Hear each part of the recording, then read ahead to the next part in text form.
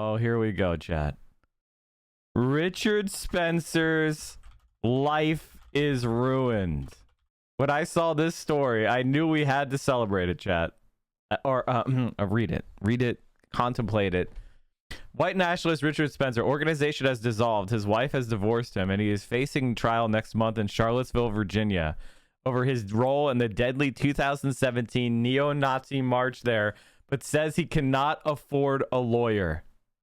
Deplatforming works. Neo-Nazi Richard Spencer, who went viral for getting punched in the face, is now divorced, broke, and getting booed out of restaurants. Schadenfreude is a German word meaning joy from sorrow, usually used in the context of enjoying someone else's pain. In a New York Times article about alt-right neo-Nazi, Richard Spencer has provided generous serving of Schadenfreude for the holiday weekend, describing a long list of misfortunes he's experienced lately. Leaders in Whitefish, Montana, say Mr. Spencer, who once ran his National Policy Institute from his mother's $3 million summer house here. Hey, $3 million summer house? That's even more than Hassan's. I've never seen it trend. I've never seen that trend. Is it weird that right-wing neo-Nazis can live in mommy's $3 million house and it doesn't trend? But one leftist earns money through his own stream and now it trends. Huh. That's weird. In Montana too, so that's probably like hundreds of acres and, you know, a 15-bedroom place. He's now an outcast in this resort town in the Rocky Mountains, unable to get a table at many of its restaurants. His organization has dissolved. Meanwhile, his wife has divorced him, and he is facing trial next month in Charlottesville over his role in the 2017 deadly neo-Nazi march there. It says he cannot afford a lawyer. Why did it take so long? It's 2021. How the fuck does it take 4 years to put this guy on trial? Must be nice to be a rich Nazi, right, Richard? Holy shit.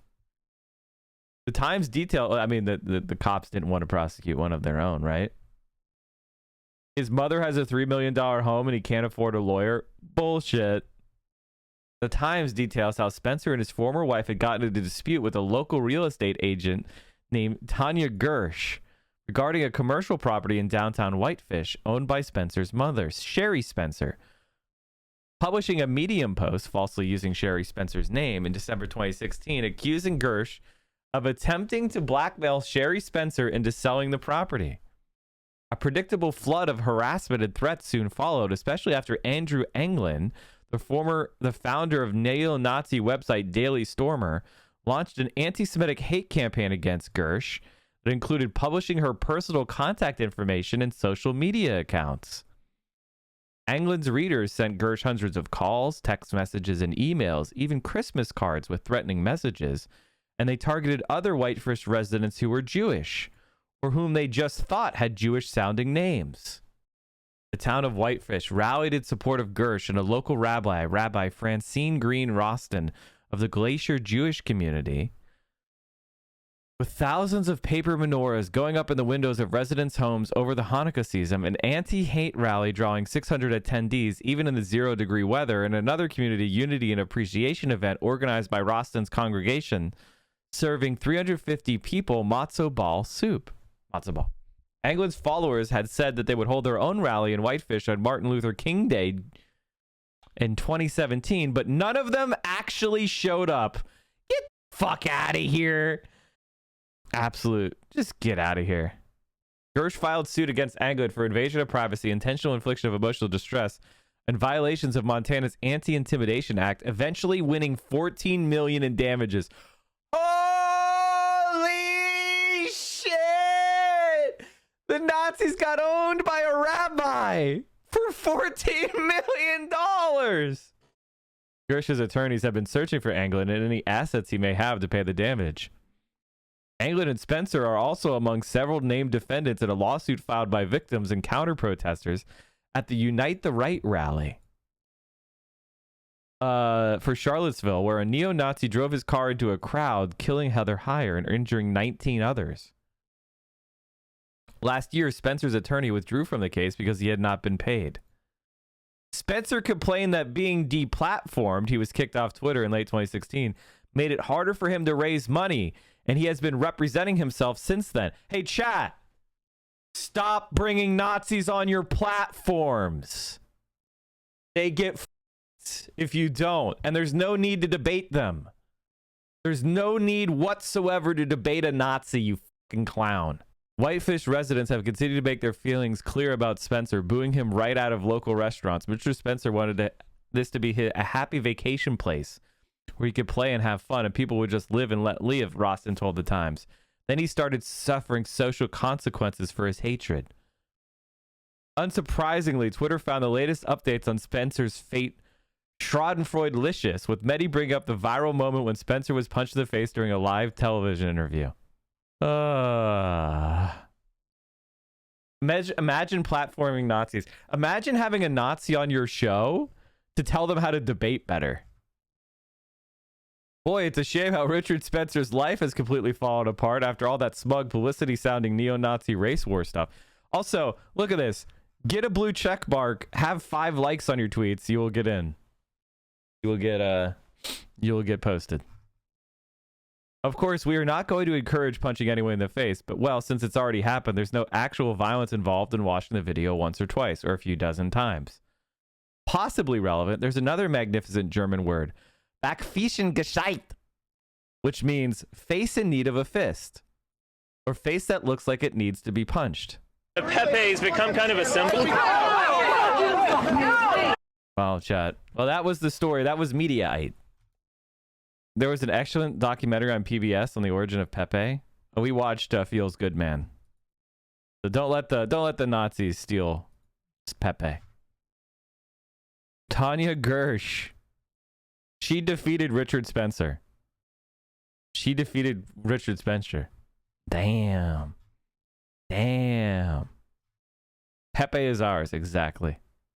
I want to show you guys the Feels Good Man trailer. We watched this on movie night.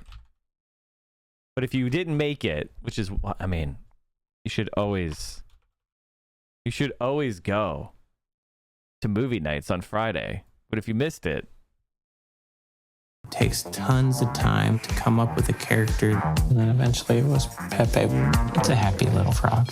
He liked drinking and hanging out. It became boys club. It's one of the funniest comics of the last 10 years. Feels good, man. That was the frame that started it all. PP is the best. Pepe became a meme. I didn't even know what a meme was. There were all these boys trying to own each other on the message boards. In drops Pepe. Right for the taking. He had gone dark. The white supremacist movement has taken over Pepe the Frog. Pepe escaped out there into the memosphere. It got so big that you couldn't reverse it. It seems incredibly random that this frog is going to represent white supremacy.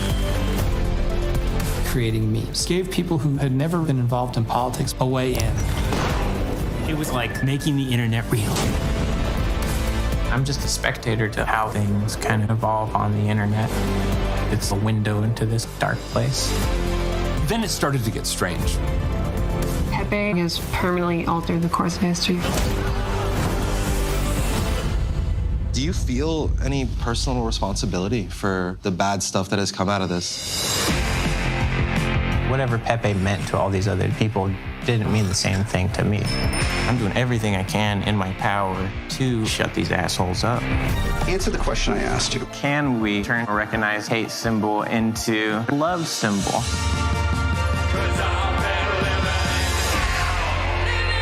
We can change the course of this thing. Suddenly, Pepe is being used as a symbol of hope. If you want to escape hell, you can't ignore it. You almost have to go to the center of it. Pepe the Frog is an omen because it's not going to go away until we hear the message that it has to say. So how did you pick the name Pepe the Frog? It sounded like pee-pee. To go pee-pee.